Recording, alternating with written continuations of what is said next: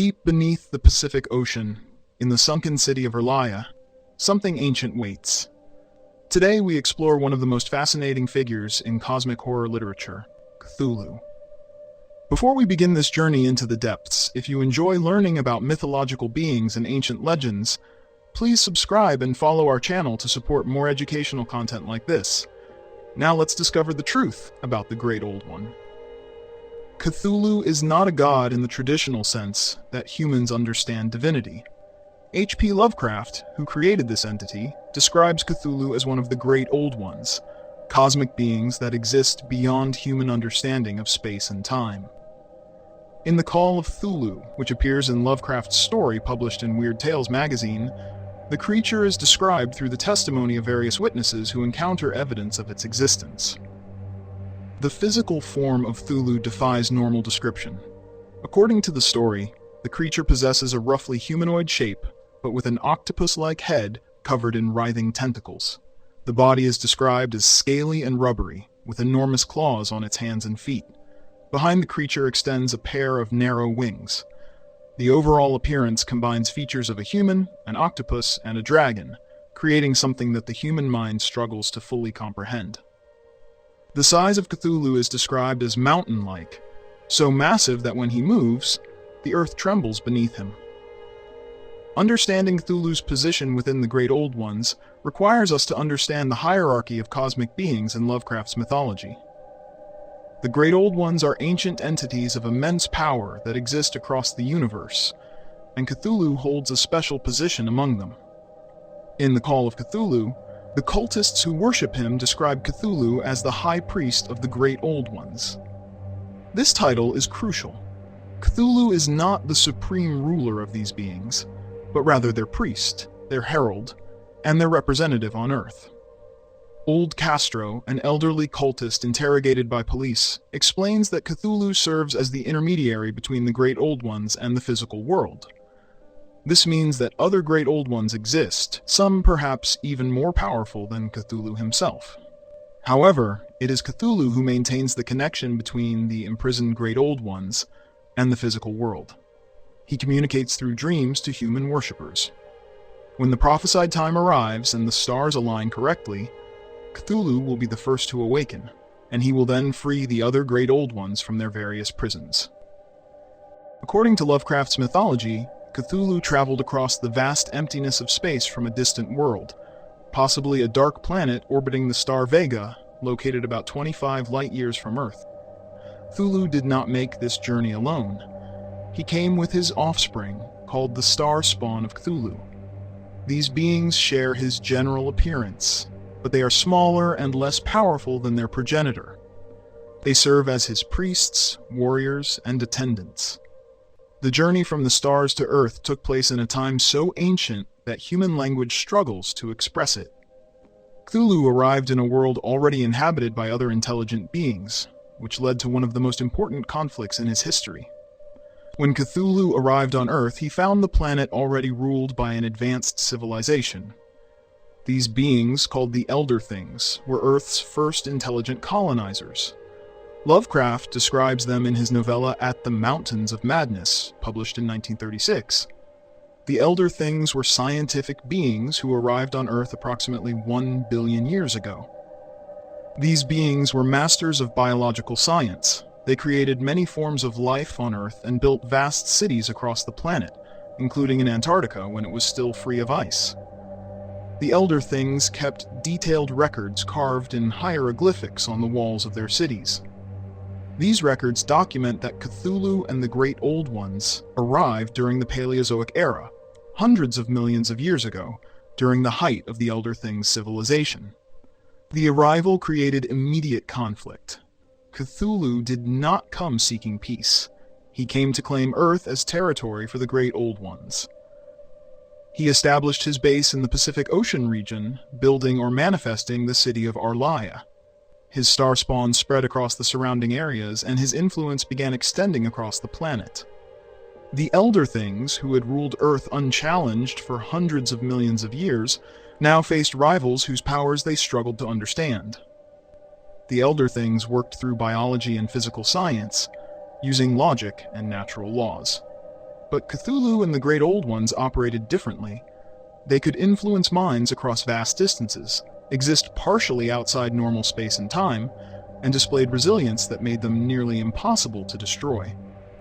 A war erupted between these two cosmic factions. Though Lovecraft provides few details, the fragmentary records suggest a conflict on an unimaginable scale. The Elder Things possessed advanced technology and had created servant creatures called shoggoths, shapeless blobs of living matter that could form any tool or body part needed. Despite these advantages, they could not completely defeat the Great Old Ones. The war ended not with total victory for either side, but with the imprisonment of the Great Old Ones. Cthulhu became trapped in his city of R'lyeh, while other Great Old Ones were sealed in various locations around the world. The exact mechanism of this imprisonment remains mysterious in Lovecraft's writings. Some interpretations suggest the Elder Things used their geological knowledge to sink R'lyeh beneath the ocean. Others propose that cosmic forces beyond either faction's control, perhaps the movements of stars or the intervention of even more powerful entities, caused the imprisonment.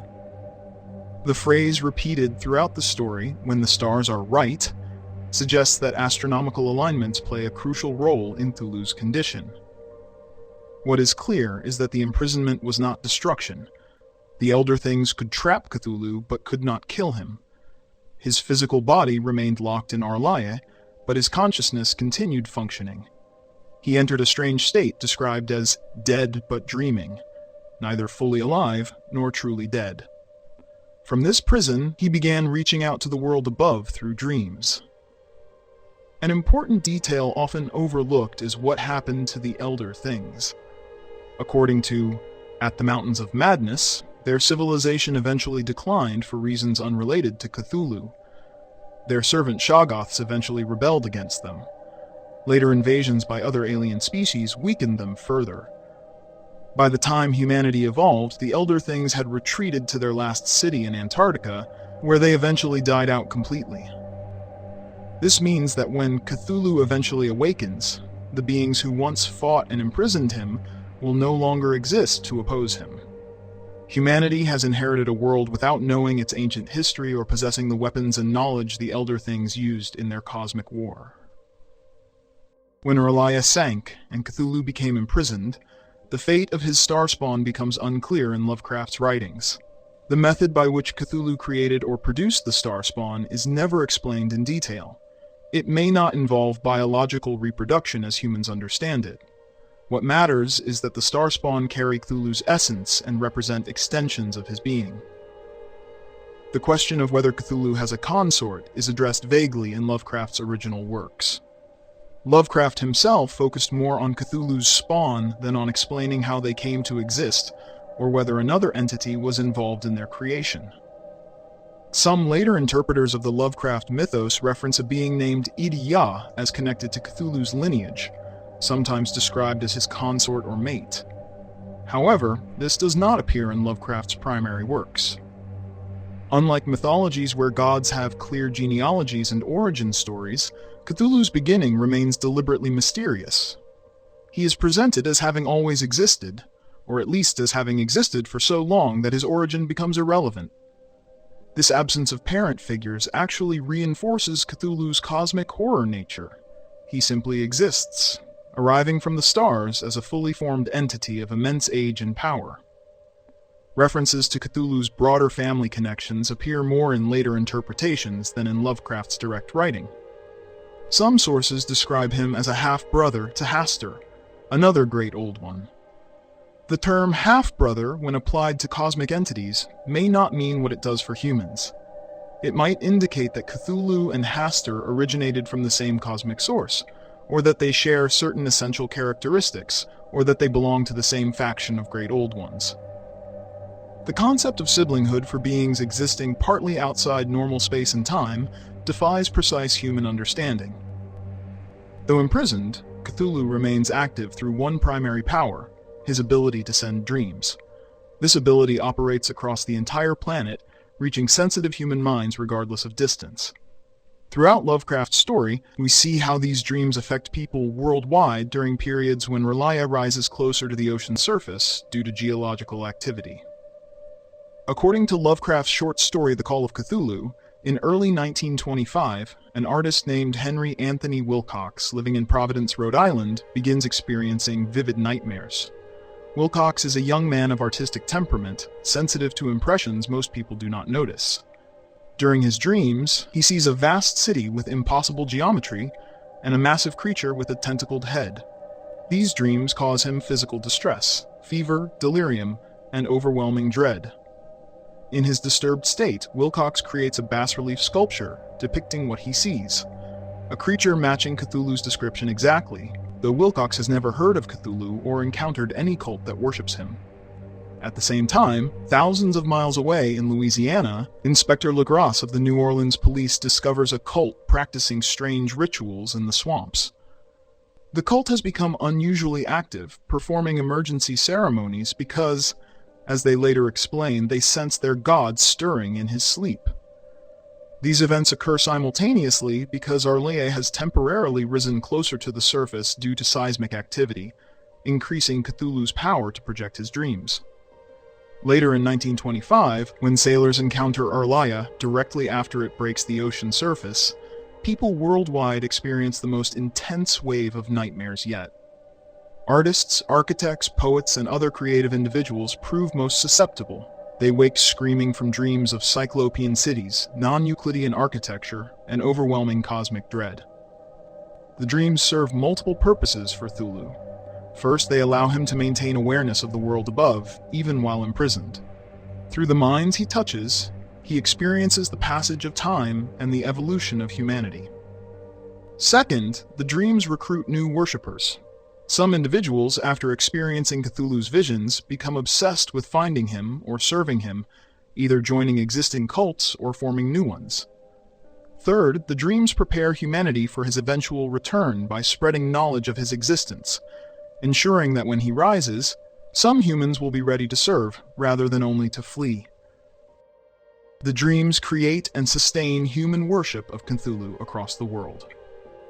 In The Call of Cthulhu, Inspector Legras discovers a cult practicing rituals in the Louisiana swamps in 1908.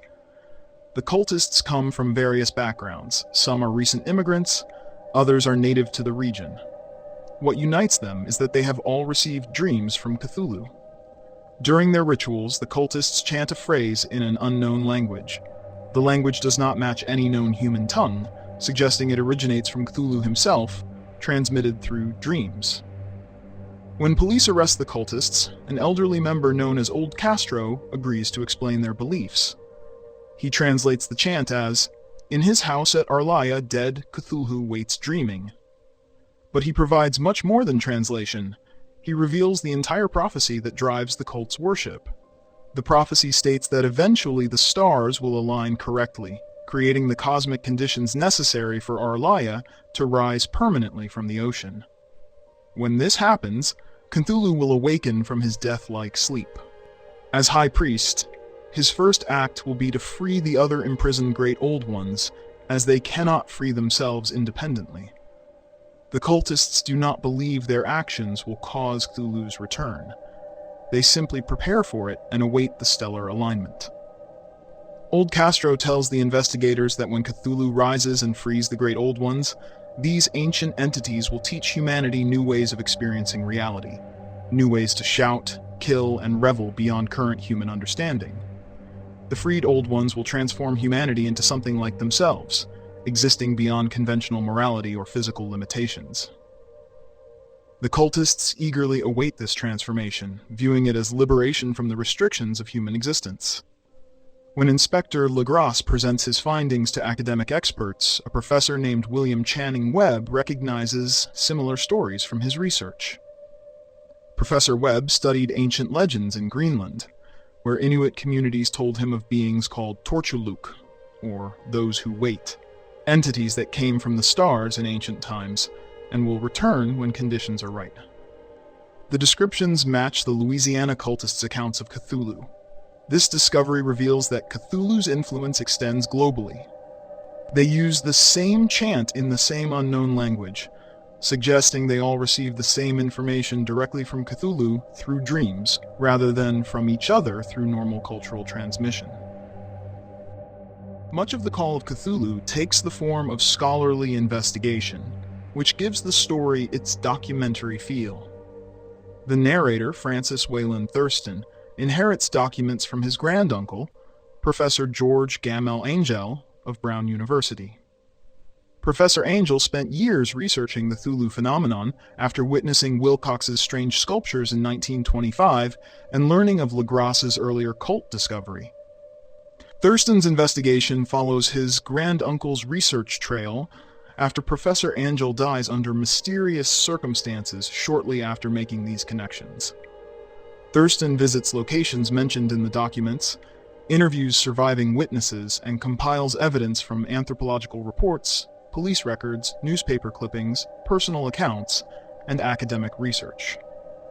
As his research progresses, Thurston becomes afraid.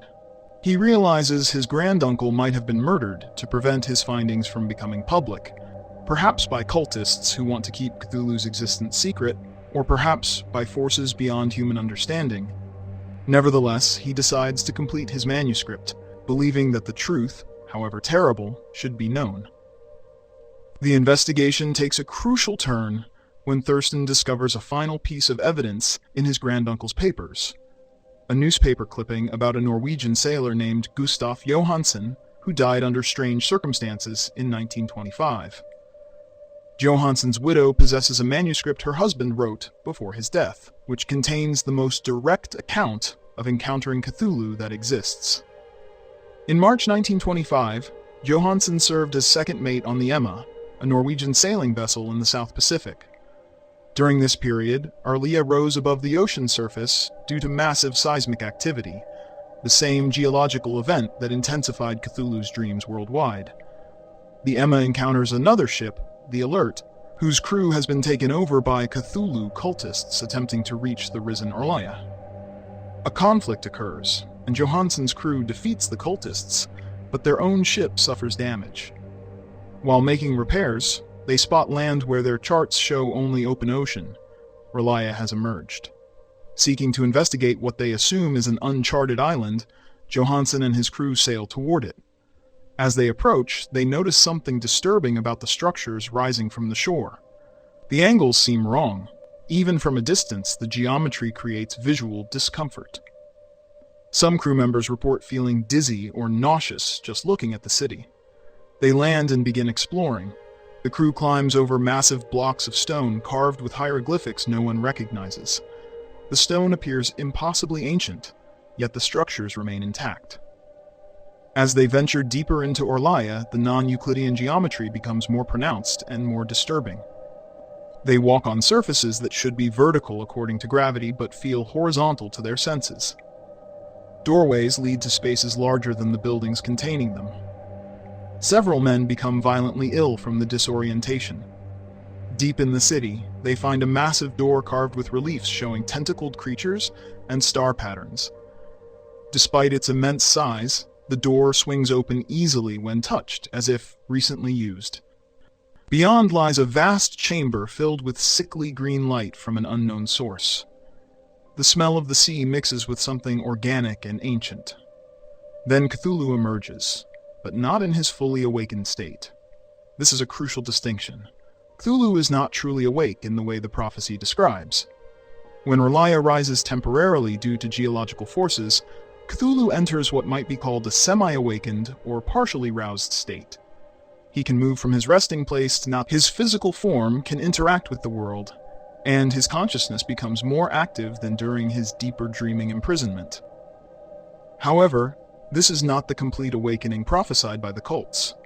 When the stars are right, and Cthulhu truly awakens, he will possess his full power and consciousness. He will be able to leave Arlia, free the other Great Old Ones, and reclaim Earth permanently.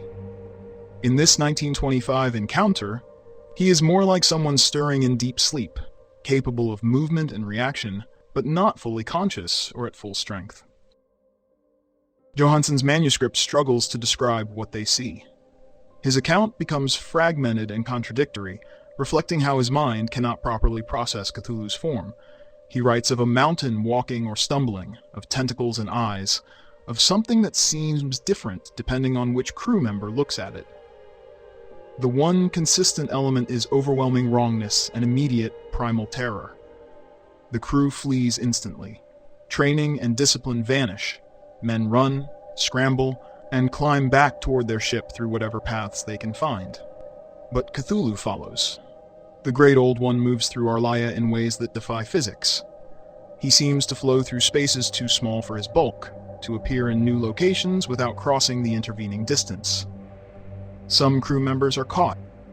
Johansen does not describe their deaths in detail, suggesting only that they are absorbed or crushed.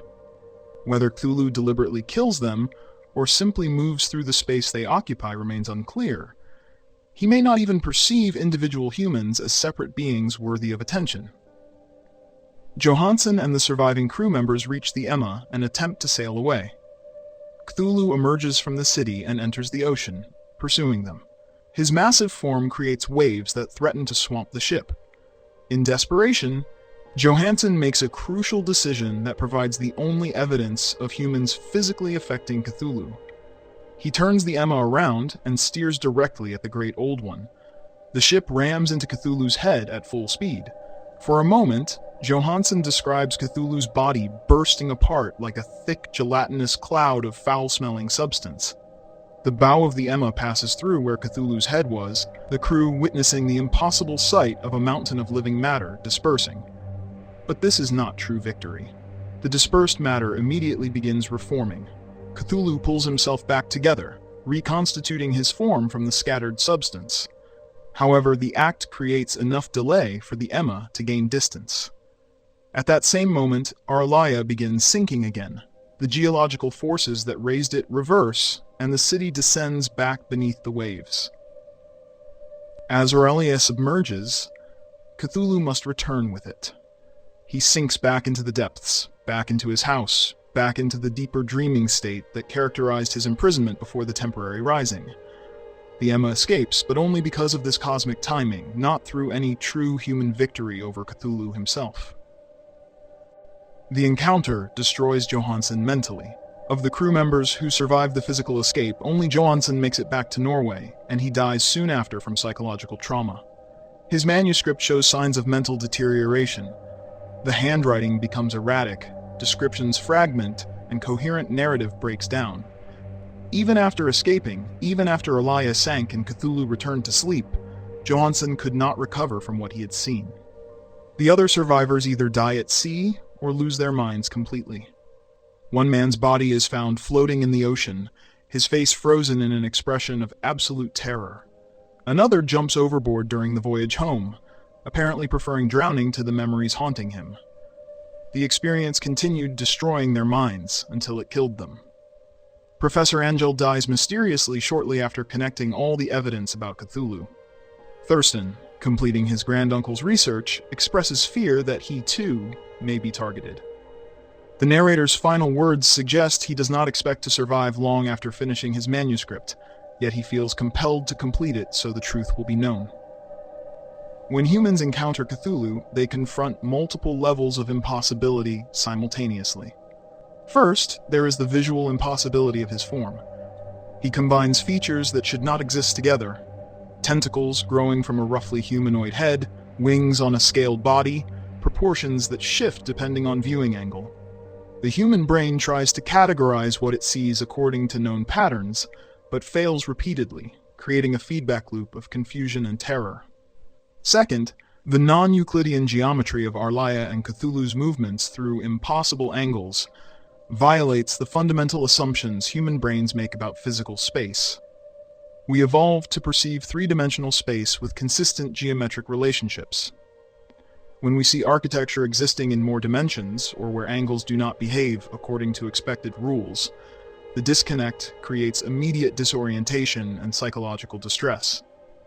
Third, and most fundamentally, Cthulhu's existence reveals humanity's cosmic insignificance.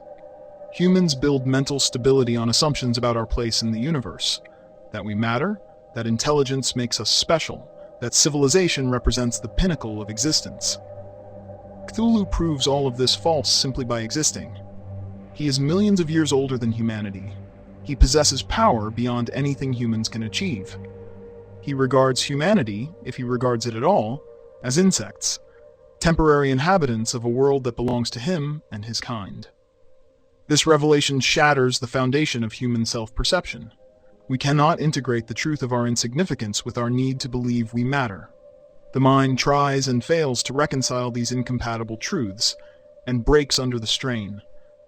It is not a supernatural attack, though Cthulhu can affect minds through dreams. Rather, understanding what Cthulhu is, and what his existence means for humanity, destroys the assumptions on which sanity rests. This explains why cultists who worship Cthulhu often seem half-mad themselves. They have not necessarily seen him directly, but they have accepted the truth of his existence and humanity's insignificance. This acceptance requires abandoning the mental frameworks keeping most people sane. They have willingly stepped outside normal human thinking, which makes them appear insane to others, though from their perspective, they have simply recognized a truth that others deny.